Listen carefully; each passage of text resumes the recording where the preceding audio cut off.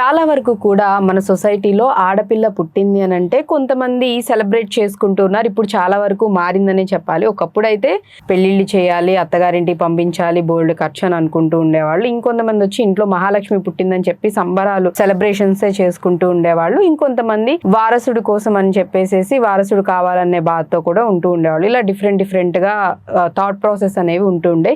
కాలక్రమేణా అవి మారుతూ వచ్చాయన్నమాట. కానీ మీకు ఇక్కడ నేను ఒక ఇంట్రెస్టింగ్ విషయం అయితే చెప్పాలనుకుంటున్నాను. ఒక గ్రామంలో వచ్చేసి ఆ ఊర్లో ఆడపిల్ల పుట్టిందంటే వాళ్ళు నిజంగా ఒక పండగలానే సెలబ్రేట్ చేసుకుంటారు. ఆ పాప పుట్టినందుకు గుర్తుగా వచ్చేసి 111 చెట్లు అనేవి నాటిస్తూ ఉంటారు. అలా ఆ ఊర్లో ఎవరింట్లో అయినా ఆడపిల్ల పుట్టింది అనగానే ఇమీడియట్ గా వాళ్ళు ఒక మంచి కార్యక్రమం అనే చెప్పాలి. ఇది ఒక సోషల్ మెసేజ్ అంటే ఇస్తూనే అమ్మాయి ఇంటికి లక్ష్మి మంచిదని చెప్తూనే పర్యావరణానికి కూడా వాళ్ళు చాలా మేలు చేస్తున్నారనే చెప్పాలి. 111 చెట్లు అలా ప్రతి ఇంటికి ఇప్పటి వరకు మనం చూసుకున్నట్లయితే గనక 5,80,00,000 చెట్లని వాళ్ళు నాటారనమాట. ఇంకా దాన్ని బట్టే మీరు అర్థం చేసుకోవచ్చు ఎన్ని చెట్లు వాళ్ళు నాటుంటారో. ఇలా ఇప్పటి వరకు వాళ్ళు 1000 హెక్టార్ల వరకు ఈ చెట్లని నాటుతూ రావడం అనేది జరిగింది.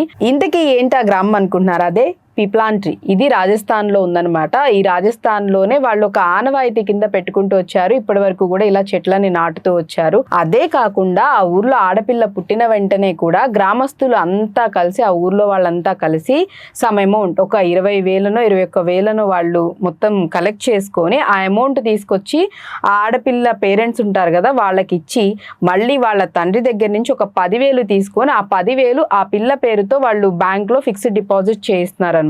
వాళ్ళు అసలు వాళ్ళ ఆలోచనలు, వాళ్ళ ఆడపిల్లల విషయంలో తీసుకున్న కేరింగ్ ఇవన్నీ చూస్తున్నట్లయితే కనుక నిజంగా హ్యాట్స్ ఆఫ్ అని చెప్పాలి. ఇంకా చాలా గ్రామాల్లో చాలా ఊర్లలో కూడా అమ్మాయిల్ని చదివించకుండా ఉంచడం, అమ్మాయిలని ఇళ్లకే పరిమితం చేయడం వంటివి జరుగుతూ ఉన్నాయి. బట్ అలాంటివన్నీ కూడా ఆగాలంటే ఇలాంటి ఊర్లని ఇలా చేస్తున్న వాటిని మనం చూసి ఇన్స్పిరేషన్ గా తీసుకొని కూడా మనం కూడా ఆలోచించి ఒకసారి అమ్మాయిల్ని చదివిస్తూ ఉన్నా లేకపోతే ఆడపిల్లలు పుడితే భారం అనుకోకుండా వాళ్ళకి కూడా మంచిగా మనం సపోర్ట్ చేసి చదివించినట్లయితే కనుక వాళ్ళు కూడా ఉన్నత స్థితిలోకి వెళ్తారు. అసలు దీని వెనుక ఉన్న వ్యక్తి వచ్చేసేసి శ్యామ్ సుందర్ పాలటి. ఈయన మాజీ సర్పంచ్గా ఉన్నారు. ఈయనకి 2006లో ఆయన కుమార్తె చనిపోయింది. వాళ్ళ పాప చనిపోయేసరికి ఆ అమ్మాయికి గుర్తుగా అంటే ఆమె జ్ఞాపకాలకి గుర్తుగా 2007 నుంచి ఈయన మొక్కల్ని నాటడం అనేది స్టార్ట్ చేశారనమాట. ఆ తర్వాత ఈయన ఏంటంటే అమ్మాయి పుట్టిన వెంటనే ఇలాగా 111 మొక్కలు నాటాలనే కాన్సెప్ట్ని తీసుకురావటం, దానికి గ్రామస్తులందరూ కూడా సహకరించటం, ఆ విధంగా మొక్కలు నాటుతూ రావడం అనేది జరుగుతూ వచ్చింది.